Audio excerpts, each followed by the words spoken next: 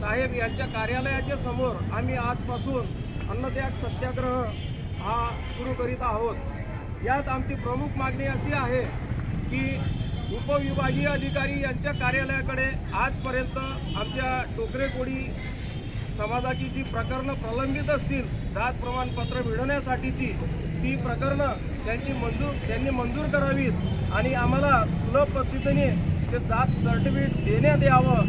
जोपर्यंत ते जात सर्टिफिकेट आम्हाला देण्यात येणार नाही तोपर्यंत आमचा अन्नत्याग सत्याग्रह हा तीव्र पद्धतीने या ठिकाणी सुरू राहणार आहे।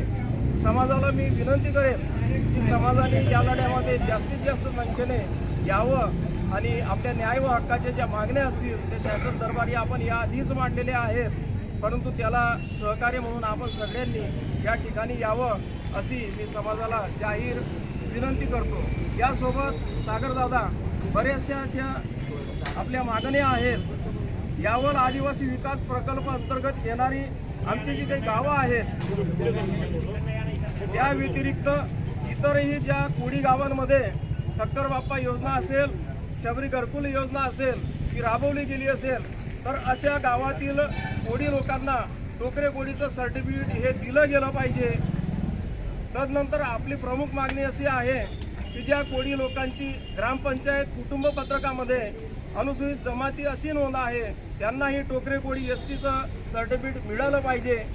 प्रामुख्याने कोळी समाजातील ज्या मुलामुलींच्या शालेय लीस रजिस्टरवर हिंदू टोकरे कोळी अशी नोंद झालेली आहे त्या मुलामुलींनाही टोकरे कोळीचं सर्टिफिकेट मिळालं पाहिजे।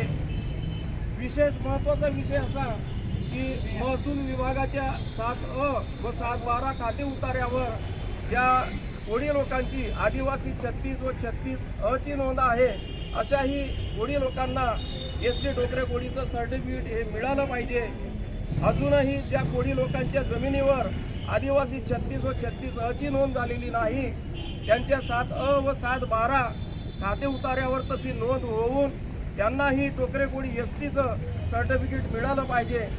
यापुढेही फक्त कोळी नोंद असलेल्या 2-4 पुराव्यांच्या आधारावरच आमच्या कोळी लोकांना टोकरे कोळी एसटीचं सर्टिफिकेट हे दिलं गेलं पाहिजे। आणि सागरदादा, मी परत एक महत्त्वाचा विषय या ठिकाणी आपल्या न्याय व हक्काच्या मागण्यांमधला सांगतो। याआधी मित्र हो, याआधी ज्या कोळी लोकांना